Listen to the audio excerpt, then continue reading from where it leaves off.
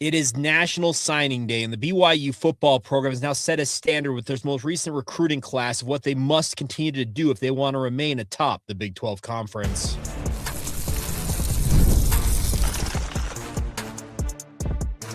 You are Locked On Cougars, your daily podcast on the BYU Cougars, part of the Locked On Podcast Network, your team every day. What's up, everybody? Welcome into Locked On Cougars, your daily podcast focused on the BYU Cougars. I'm Jake Hatch, 14-year credentialed media member at BYU, your resident expert and insider, as your host here on this show. And as always, thank you for making Locked On Cougars your first listen, and more importantly, thank you for making Locked On the #1 sports podcast network.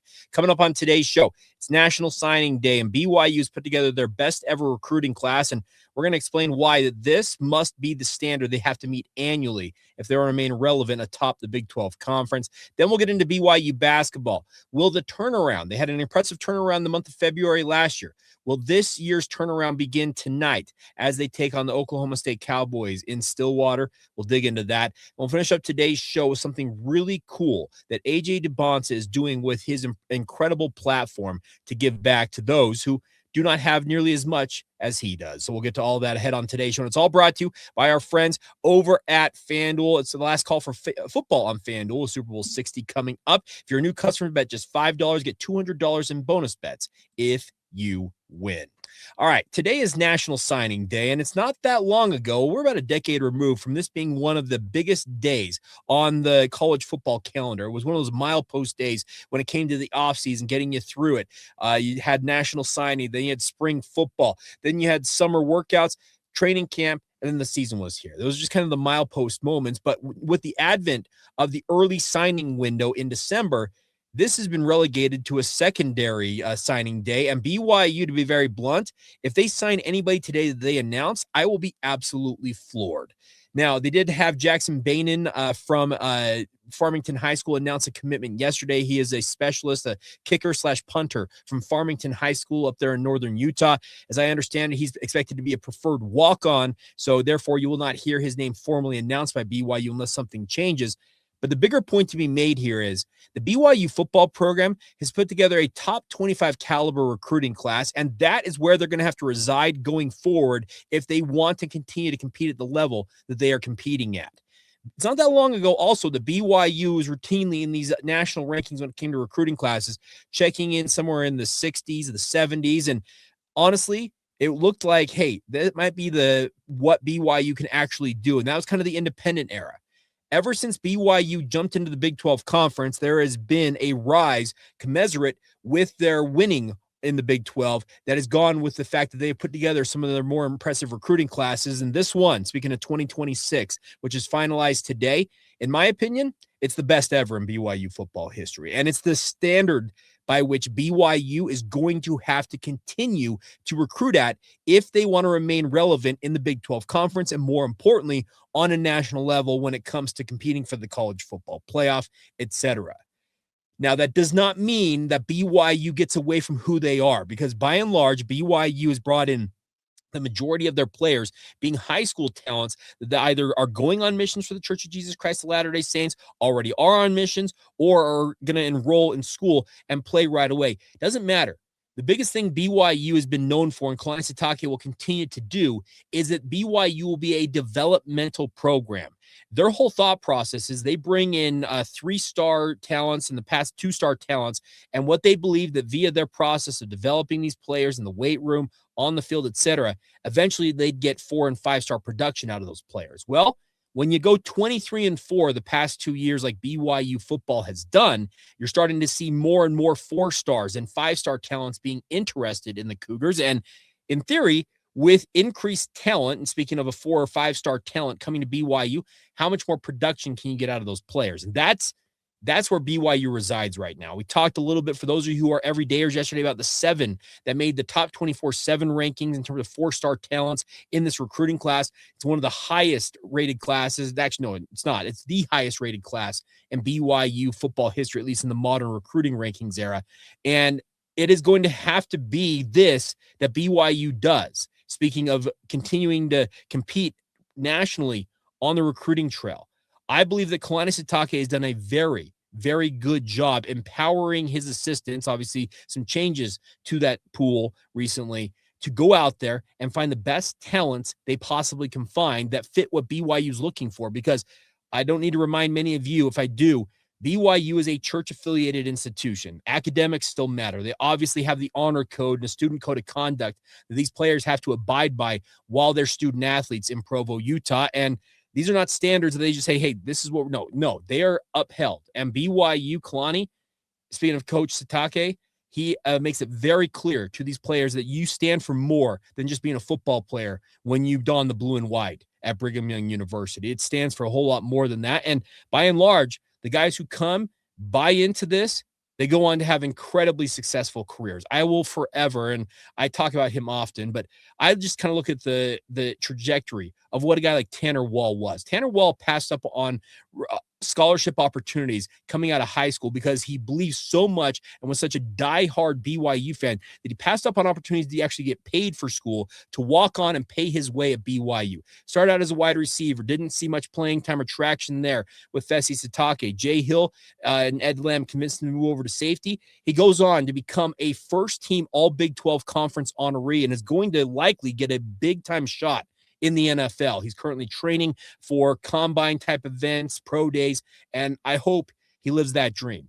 He is just the epitome of what I believe BYU football can be. And if a guy like that, who's a walk-on, who comes into BYU, can emerge as a first-team all-conference player at the Power 4 level, imagine what future prospects like a Ryder Lyons, a Brock Harris, a Bott Mulitalo, on down the list, how much better in theory those players can be. And that's what BYU is trying to do with this most recent recruiting class. They've obviously brought in players that are via the transfer portal. I am a huge fan of what they have done at linebacker, bringing Cade Uluave in. I think they did great work on the offensive line. Paki, Finau, Zach Yamauchi, etc. They have bolstered positions that were necessary to continue to compete at an elite level here in the Big 12. And I have no problem saying it. I believe BYU is going to be a force in the Big 12 this fall, and they should be considered a team like On3.com is projecting right now that should make the college football playoff. Yes, they will have some major tests along the way, none bigger than the Notre Dame game. And quite frankly, BYU hosting Notre Dame is the single biggest non-conference game across the entire Big 12 conference this season. It is going to have major ramifications for what the perception of BYU is, for the perception of the Big 12 is, and obviously for what Notre Dame is perceived to be. And BYU's talent has got to deliver in games like that. I believe they have all the pieces necessary to make a run this fall. The retainment across the board, we're talking every box was checked in terms of top talent that had eligibility remaining, stuck around at BYU. That was a masterstroke, and keeping your guys home and obviously bolstering it with some of the early enrollees out of high school who I think can have an impact, along with the transfer portal additions. This BYU team is loading up to make a major run in 2026, and I, for one, I'm here for it, and I'm looking forward to seeing what Kalani Sitake and company can show us this fall. Now, another team that's trying to show us something coming up tonight, that's the BYU basketball program. A year ago, this month, BYU put together an incredible turnaround after a pretty middling start to their Big 12 run. Well, similar circumstance this year. Let's just put it this way. What are the chances the turnaround begins tonight at Gallagher-Iba Arena? I think we all better hope it does.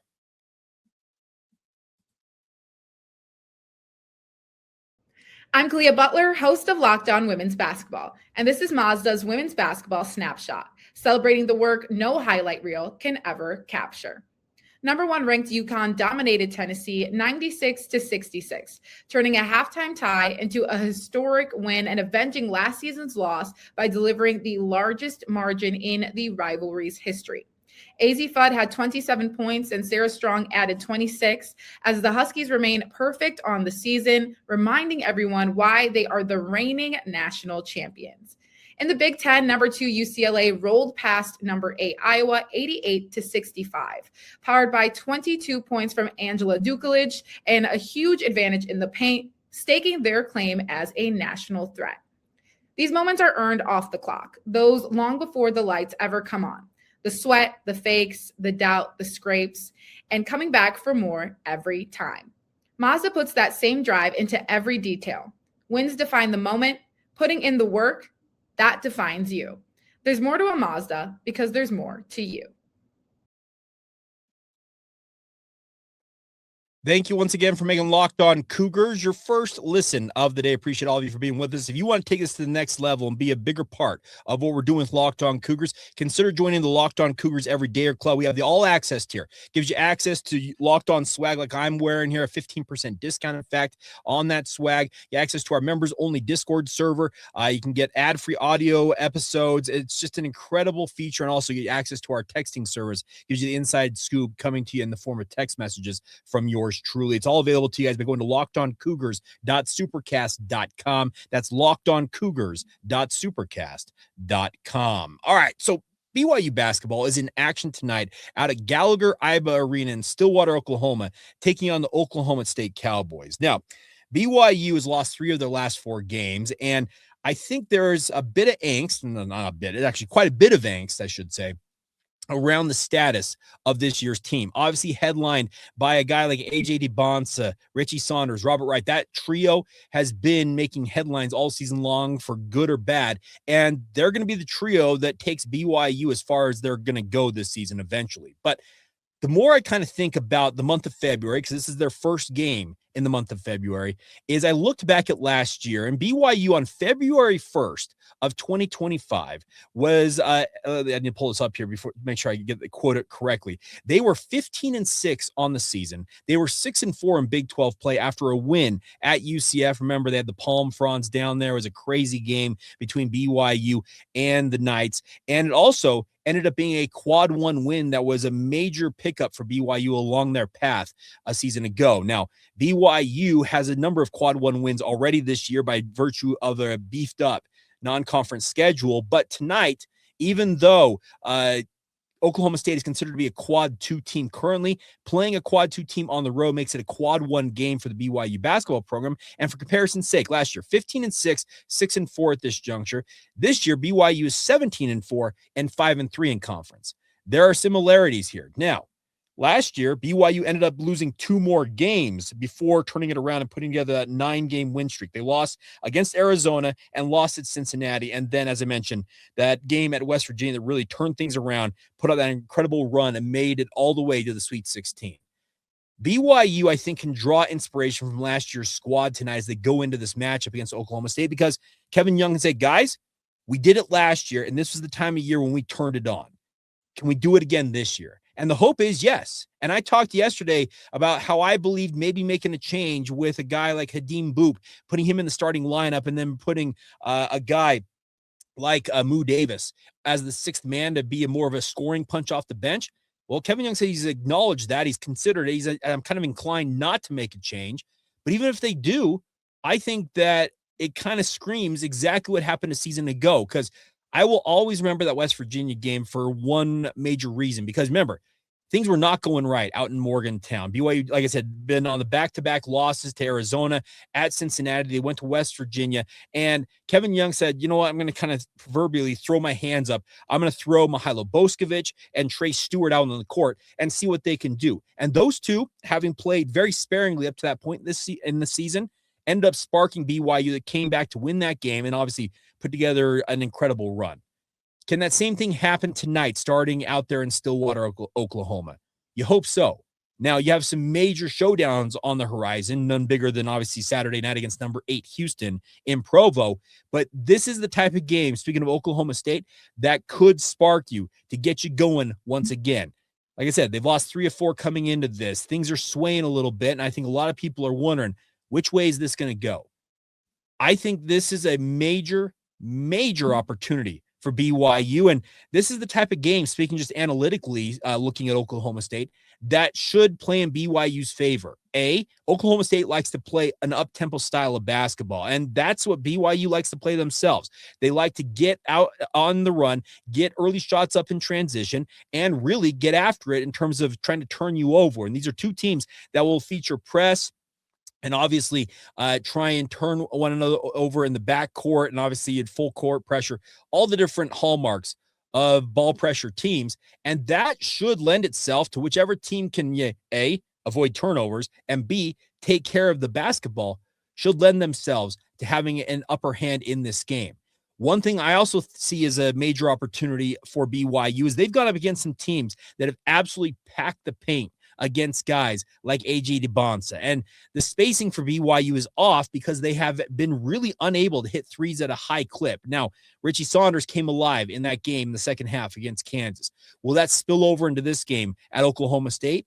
You hope so, because if he's making threes and if he can drive and kick and allows Rob Wright and AJ Demonsa to operate in space more freely, yeah, this should lend itself to BYU being able to go out and pick up a really important road win. While it may not be the road win that you're going to look back on and say, what an incredible moment that was, maybe it is this year's West Virginia. Maybe it is the moment that kind of sparks this team. And I'm not expecting them to put together a 9, 10, 11 game win streak here. I'll be very clear about that. That would be downright remarkable if they pulled that off. But if it can get them back on the winning track and get them feeling good about themselves again, going into a major home game against Houston on Saturday night with a win in your back pocket, yeah, I think that is what you would consider to be that moment that you need to turn this around. I think Kevin Young is doing everything within his power to find the right answer and the right buttons to push with this team. And every team is different. Maybe it's not going to be like last year with the West Virginia moment when you ended up playing a 11, 12-man rotation. This year, it looks very clearly like it's a limited, maybe 7, 8-man rotation. But those guys, that's what they got. And they've got to go out there and show what they're capable of. I'm looking forward to seeing the kind of this gut check that I feel like tonight's game is. And I hope that they answer the bell. If they come out slow once again, they've done against Arizona, as they did against Kansas, it's kind of a season-long issue, but you'd like to think at some point they're going to pull their heads out of you-know-what and figure out, hey, the first 20 minutes, pretty darn important. Final 20, also important, but there's a full 40 minutes, and we've got to play the full 40 if we want to win it at a high clip. And win at the clip all of us want to see this BYU team play at. I think this team's still got every possibility and every capability within them. The talent is there. I think the drive is there. It's just a matter of kind of putting it all together. And will it come together? Well, it's going to come out in the end, whether it's right or wrong. But this is an important week. Get a win tonight. Get yourself feeling a little better about yourself, and then gear up for another big-time showdown on your home court against Houston. And you go 0-2 this week, things could really hit the skids. You go 2-0, life's really good. And 1-1, be pretty fair, I think, all things considered. But I think this is the one tonight that I hope sparks the turnaround for Kevin Young and company.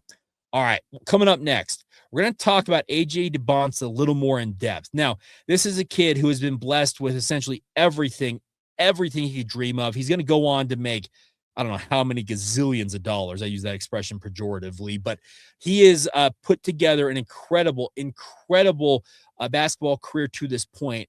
And I think the best part about this is he hasn't lost sight of what he ultimately is trying to do, and he's trying to give back. And we'll talk a little more about what he's ultimately trying to do in that respect next.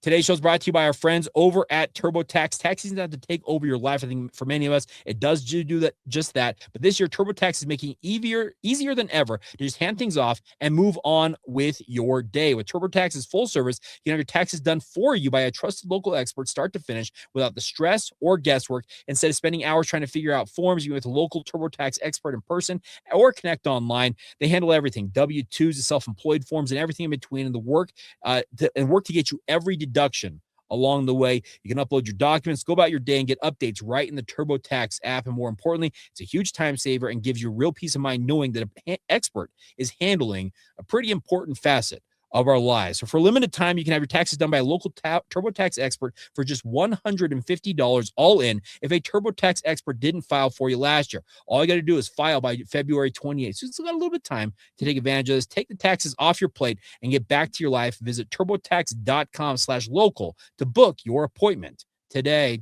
Today's show is also brought to you by our friends over at FanDuel. Now, it is the final call for football on FanDuel this weekend. One final Sunday, one last kickoff, the final chance to get in on the action before the NFL season officially comes to a close. And that is Super Bowl 60. And FanDuel is making sure you're right in the middle of the action with a special offer just in time for the biggest game of the year. Whether you're backing the favorite, riding along with the underdog, speaking of the favorites in the Seattle Seahawks, underdogs, New England Patriots, or you want to build one last same game parlay, this is the game that everyone's been waiting for. It's where predictions turn into plays, stats turn into storylines, and every snap feels way, way bigger. It's a perfect way to cap off the season and make the Super Bowl even more exciting from kickoff to the final whistle. And if you're a new customer, you can bet just $5 right now and get $200 in bonus bets if you win. Make it count, because after the Super Bowl, the football season is over. One last call for football on FanDuel, an official sportsbook partner of Super Bowl 60. Visit FanDuel.com to get started today.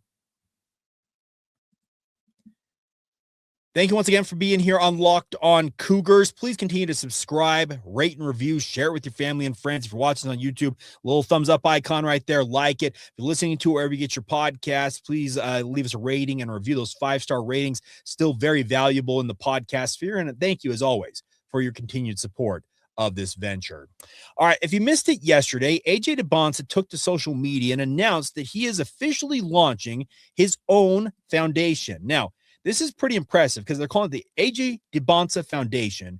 And what I love about this is a lot of guys like AJ who have put together an impressive basketball career. This is a kid who is swimming in NIL cash. He's got sponsorship deals. Like we're talking exclusive deals with Red Bull, with Nike. He's obviously working with NutriCost. A lot of the different things he's doing out there when it comes to NIL, in addition to being paid by BYU with revenue share and the like, have set him up financially in a position that very, very few people will ever get to that stratosphere. And oh, by the way, he hasn't even made it to the NBA yet, where he can, in theory, this next generation of high school / college basketball stars going into the NBA in this generation could very easily, if things work out, they play the career that they expect to play the level they expect to play, get the max contracts that are out there in the NBA, could make north of $1 billion. That's a billion with a B in career earnings on the court, not to mention all the endorsements off of it. AJ is going to exist in a stratosphere that, like I said, very few human beings will ever exist in. But I don't think that it precludes him, as he's indicated yesterday, from forgetting what has helped him get to this level and why he wants to give back. I've loved the fact that this is a kid, even back in his high school days, was doing giveaways at Christmas, doing Nike stuff, giving out shoes. He's done a bunch of back-to-school events, and that's what he hopes to do going forward here now with the formal launch of this AJ Demonsa Foundation. And I love this. It shows me that this is a young man who could be so full of himself. And that's one thing I've always been impressed with AJ is he is very self-aware of who he is. He knows he has a platform. He knows he has got gifts in the game of basketball that nobody else has. And it's obviously going to reward him financially, but I think his parents have done a really, really good job raising him and not letting him get too big of a head. Speaking of him thinking, I'm all that, I've done it myself, I don't need to give back to anybody. They have been very clear about wanting to give back to Haiti via his mother, who's a native of Haiti. His dad, Ace, is from Africa originally. And they know the humble roots they have come from, and they know that the heights that their son, speaking of AJ, could lift them to, like financially, are it's truly rags to riches. And that's why I appreciate what AJ's doing here. And I respect the fact that he's giving back already. He could have waited till he got to the NBA and could have waited till he was well into his NBA career to have announced this. But as they say, the AJ Demonsa Foundation is committed to empowering youth and supporting the communities that have shaped AJ's journey, one of which is Provo, Utah. He will always be linked with BYU and Provo, even if it's just a one and done season here in Provo. But as he mentions, through back-to-school drives, giveaways, and community events, each initiative reflects AJ's belief that every child deserves opportunity, confidence, and support. The foundation continues to give back year-round, uplifting youth and strengthening the communities that mean the most to him. I think this is fantastic. And I'm not being paid to talk about AJ and what he's doing with this foundation. I just thought it was really, really cool that he, at 18 years old, is aware enough of the platform he has, that he's not just setting himself up. He's not just setting his family up. He's going out and trying to be a bright, a light in the world. And I don't need to explain to many of you how dark this world seems to be almost on a daily basis. There's a lot of crap going on out there, and all of us are facing all kinds of different things. And I appreciate the fact that AJ, just in his way, is trying to give back, and more importantly, give back to the youth. And I hope it pans out the way he wants it to. If you want to learn more about this, by the way, I'll mention this. You can go to officialajdebonsa.com to learn more about the foundation and everything and what they're endeavoring to do here. But it's fantastic that he's gone to Haiti. He's given out clothing and shoes. He's done back to school deals for those who are less fortunate. And so long as he continues, I think, to keep the sense of self that he has, and I think his parents obviously will play a role in that, I think AJ is going to be one of those guys that you can always look at and say, you know what? It's a kid who knows where he's been, where he's going, but at the same time, he hasn't forgotten the people around him that helped him along that path. So it's cool to see stuff like this. I'm sure there are going to be other BYU players who are going to do similar stuff. Richie Saunders has done a number of things. I know that Robert Wright III has had some camps, obviously, via his own foundation. It's cool to see players stepping up and understanding that, yeah, they have been given a pretty incredible platform, but at the same time, wanting to make sure that they, at least in some small part, give back to those who have given them so much. It's a really, really noble thing. And like I said, these are young men. Like, trust me, if you were to tell 18-year-old Jake Hatch that he was going to be worth millions, like legitimately, that's what AJ's already worth, and had the potential to make, hundreds, if not maybe $1 billion in on-court earnings, not to mention, like I said, off-court endorsements over what could be an incredible career. Not going to lie, I'd be pretty conceited. I'd be pretty self-centered. And I don't think anybody out there could argue otherwise. It's just, you think about how much money dictates a lot of what we do in our lives. And AJ, he's never going to have to work. Let's using the term work. He's going to have to work to play basketball, but he's going to create generational wealth. He's already actually created it as a college and high school basketball player, but he's going to create it even more so as an NBA player in due time. And like I said, it's noble of him to be willing to set up this foundation and to give back. And it's cool that Richie Saunders, Robert Wright, I'm sure there'll be other BYU players who eras past. I know that people like Travis Hansen. Remember, Travis is, I think, is it honorary or is it official that he is a citizen of Russia because of the work he did with orphanages during his time playing over in Russia? So this is kind of a legacy thing that AJ is just continuing a long legacy of BYU and members of the Church of Jesus Christ of Latter-day Saints, of which Travis Hansen is. Now he's working essentially as the, what is it, like, I call him like the team president of BYU athletics. I know he's funding NIL opportunities, but you get what I'm talking about. It's cool to see guys like Travis who have done that out in the world. I know guys like Elijah Bryant have done that. Yoli Childs has done that overseas. But this is happening right here in our community with what AJ is building right now. And as I mentioned, he plans on making it a kind of a hallmark of his time in Provo to continue to give back to, like I said, communities, obviously in Boston and Brockton, Massachusetts. I'm sure his time down in Southern Utah, as brief as it was, out in California for high school, and his time in Provo. Those will all be part of his story and part of the foundation that he's established here. But wherever he ends up playing in the NBA, he'll obviously do great things there. And yeah, I just props to AJ for being willing to do that at a very, very young age, when it'd be very easy for him to be like, you know what, I'm going to do me. I think it's a really cool thing that he's stepping up and being as outspoken and willing to take on the responsibilities of a foundation like this. All right, that is going to do it for today's edition of the show. Hope you guys are all doing fantastic out there in Cougar Nation. Hope you guys have a fantastic day. Big game tonight. Obviously, we'll be recapping that tomorrow on the show. We're also going to talk kind of the outcomes of signing day. Which return missionaries are on the list of guys who are expected to enroll in time for the season? What impact could they have?